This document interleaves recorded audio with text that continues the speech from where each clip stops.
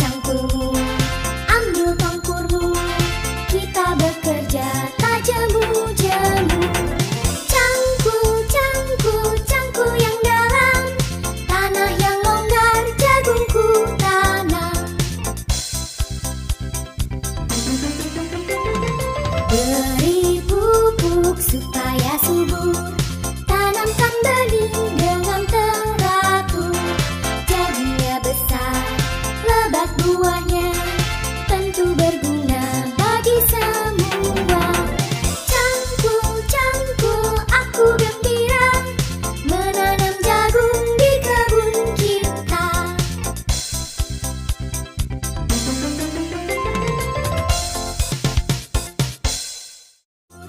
Tanamkan benih dengan teratur, jadinya besar, lebat buahnya, tentu berguna bagi semua. Cangkul, cangkul, aku gembira menanam jagung di kebun kita.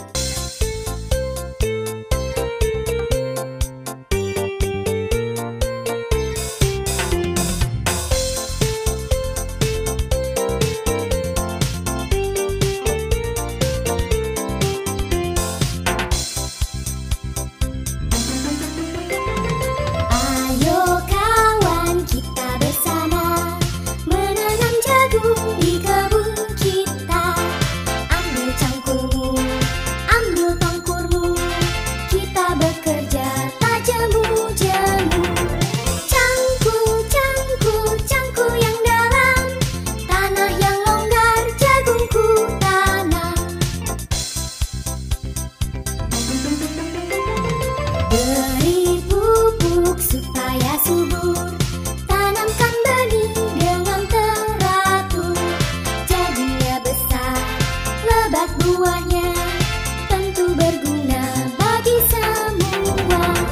Cangkul, cangkul, aku gembira menanam jagung di kebun kita. Ayo kawan, kita bersama menanam jagung di kebun kita. Ambil cangkulmu, ambil tongkurmu, kita bekerja. Oke, anak-anak kelas 4, bagaimana tadi sudah melihat penjelasan Ibu?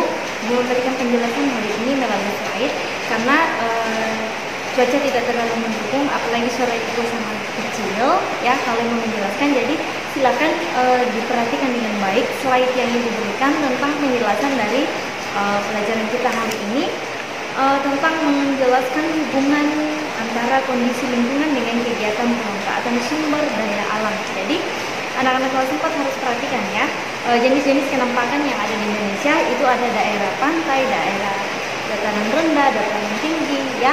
Kamu harus bedakan ya, dan jenis-jenis tanaman yang pas di situ ciri-cirinya seperti apa. Nah, sudah Ibu berikan di penjelasan slide tadi, jadi silakan diingat itu, dipelajari kembali, kalau perlu dicatat ya.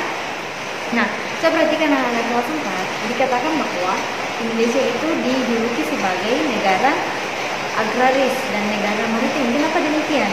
Ya, negara agraris karena sebagian besar penduduk yang ada di Indonesia itu bekerja sebagai petani. Kemudian kenapa disebut sebagai negara maritim? Karena jenis bangsa Indonesia terdiri dari kepulauan atau perairan, makanya dijuluki sebagai negara maritim. Oke. Nah, oleh sebab itu negara Indonesia ini sangat besar potensinya untuk menghasilkan hasil-hasil pertanian. Jadi anak-anak kelas 4 jangan menyepelekan pekerjaan sebagai petani. Itu sangat pekerjaan yang sangat mulia. Kenapa? Karena petani itu bisa menyediakan bahan makanan bagi orang lain. Jadi jangan kamu pandang enteng, petani itu kerjaannya hanya ke sawah dan sebagainya, hanya ke kebun dan sebagainya ya. Ini berkaitan dengan tema kita, yaitu cita-citaku. Jadi siapa tahu ada anak-anak kelas 4 yang bercita-cita menjadi petani yang sukses. Boleh, tidak apa-apa ya. Bercita-cita untuk menjadi petani yang sukses itu bukan cita-cita yang rendah, tidak ya. Kalau kamu jadi petani yang sukses, ya lebih dari yang lain. Oke. Nah, sudah jelas ya tadi Ibu jelaskan semuanya.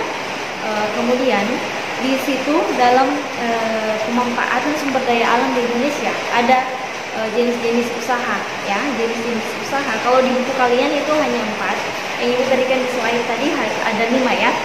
Usaha agraris, kemudian ekstraktif, kemudian industri, perdagangan, dan jasa. Kamu harus perhatikan satu persatu apa yang dimaksud dengan usaha agraris, kemudian ekstraktif ya, kemudian industri, perdagangan, dan jasa. Kamu harus bedakan satu dengan yang lainnya ya, jenis-jenis usaha tersebut. Nah, untuk hari ini anak-anak kelas 4 untuk mengakhiri pelajaran kita, Ibu akan memberikan tugas sama kalian. Tugasnya ada di buku tematik tema 6 di halaman 16. Di situ kita akan mencari informasi di daerah tempat tinggal kita. Kamu tinggal di Teluk Cahu ya. Kamu harus amati jenis kenampakan alam yang ada di Teluk Cahu itu, jenis kenampakan alamnya seperti apa? Apakah dataran tinggi, dataran rendah ya? Anak-anak kelas 4 kalau menjelaskan itu jangan hanya simpel sekali ya, tapi ikuti, baca baik-baik ya. Kamu belajar di rumah itu belajar dengan sungguh-sungguh, jangan hanya formalitas saja, tidak dikerjakan dengan baik. Jadi silakan tulis di situ nama daerah yang kamu amati apa, kemudian tuliskan jenis kenampakan alamnya, pilih salah satu atau lebih dari satu silakan. Kemudian kamu jelaskan karena kenampakan alam seperti ini, maka jenis-jenis mata pencarian yang terkait dengan pemanfaatan sumber daya alam apa yang cocok pada daerah tersebut ya. Karena di penjelasan slide tadi sudah dijelaskan bahwa misalnya dataran tinggi, tumbuhan yang cocok untuk dataran tinggi apa, misalnya untuk daerah pantai apa yang cocok ya. Jadi silakan kamu jelaskan daerah tempat tinggalmu, amati dengan baik ya, dijelaskan penampakan alamnya. Nah, itu tugas dari Ibu untuk hari ini. Silakan dikerjakan dengan baik, ditulis pada buku tugasnya dengan rapi ya, dengan rapi, jangan terburu-buru. Luangkanlah waktumu untuk belajar ya. Sekian dari Ibu untuk pagi hari ini. Ibu ucapkan selamat pagi, sampai jumpa di video pembelajaran berikutnya. Dan Ibu tetap mengingatkan silakan tetap menjalankan protokol kesehatan di rumah ya. Jika terpaksa untuk keluar dari rumah, silakan pakai masker dan rajin cuci tangan dan tetap jaga kesehatan. Dadah, sampai jumpa di video pembelajaran berikutnya.